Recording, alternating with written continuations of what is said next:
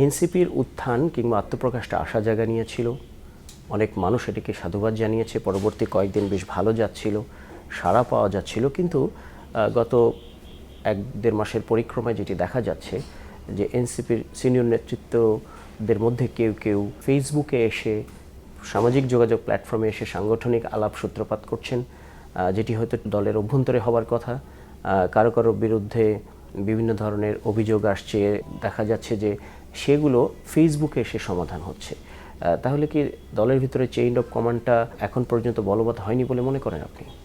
যেহেতু আমরা একটি সদ্য গঠিত রাজনৈতিক দল, ফলে সেই জায়গায় তো কিছু সমস্যা, কিছু ঘাটতি আসলে আছে, এবং সেটা আসলে সময়ের মধ্য দিয়ে সেটা আসলে আমরা উতরাতে পারবো বলে আমরা মনে করি।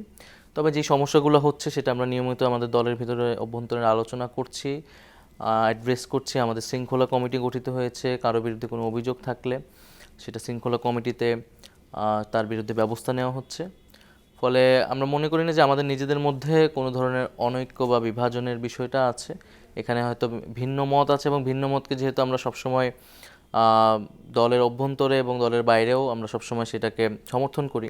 আপনি বলছেন শৃঙ্খলা বহির্ভূত কেউ কোনো কাজ করলে আপনার দলের পক্ষ থেকে ব্যবস্থা নেবেন। হাসনাত আবদুল্লাহ যখন সাম্প্রতিক সময়ে বাংলাদেশ সেনাবাহিনী নিয়ে একটি ফেসবুকে স্ট্যাটাস দিয়েছিল, পরে আবার দলের ভেতরে আরেকজন বলেছিলেন যে এটি শৃঙ্খলা বহির্ভূত একটি কাজ হয়েছে বা এটি ঠিক হয়নি। ওই ব্যাপারটাকে নিয়ে আপনারা কি কোনো দলীয় কোনো ব্যবস্থা নিয়েছেন কিনা, বা এই ধরনের বিষয়ে প্রয়োজনীয়তা মনে করছেন কিনা?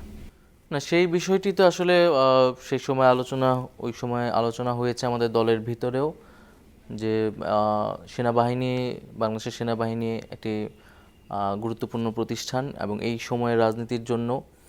ফলে সেনাবাহিনীর সাথে তাদের যে সাক্ষাৎটি ছিল সেটি তাদের ব্যক্তিগত জায়গা থেকে ছিল, এবং সেটিকে সোশ্যাল মিডিয়া আনাটা বা সেই সময়ে সেটা হাসনাত আবদুল্লাহ তার রাজনৈতিক কর্তব্য হিসেবে মনে করেছিল, কারণ তার কাছে যে প্রস্তাবটি এসেছিল বা যেই ঘটনাটা ছিল সেই ঘটনাটা জনগণের জানা উচিত ছিল বলে তিনি মনে করেছেন। ফলে জনস্বার্থে তিনি সেই বিষয়টা তুলে ধরেছেন, বাট রাজনৈতিক ম্যানার অনুযায়ী সেটি করা উচিত হয়েছিল কি হয়নি সেটা নিয়ে আমরা নিজেদের ভিতরে আলোচনা করেছি।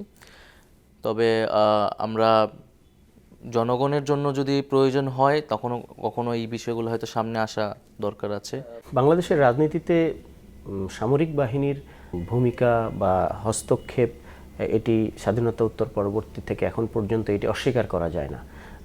যদিও 5 তারিখের পরে এক ধরনের পরিবর্তন আছে, তো সেনাবাহিনীর সঙ্গে মাঝখানে আপনাদের যে সংকট বা দূরত্বটা তৈরি হয়েছে, এটি নিয়ে ওই মন্তব্যের পরে সেনাবাহিনীর ভিতরে এক ধরনের অস্বস্তি ছিল বলে আমরা কিছু কিছু জানি।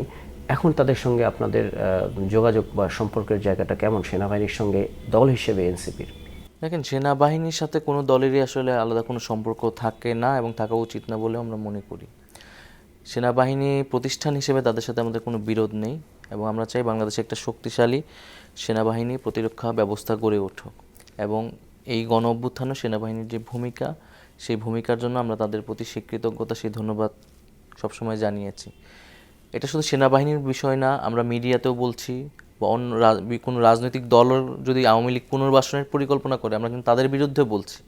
ফলে এটা সেনাবাহিনীর বিরুদ্ধে কোনো কিছু ছিল না, সেটা মিডিয়া হোক, সাংস্কৃতিক জগৎ হোক, কোনো একটা রাজনৈতিক দল হোক, বা আমাদের দলের ভিতরেও কেউ যদি আওয়ামী পুনর্বাসনের কোনো ধরনের পরিকল্পনার চেষ্টা করে আমরা অবশ্যই তার বিরুদ্ধে কথা বলবো।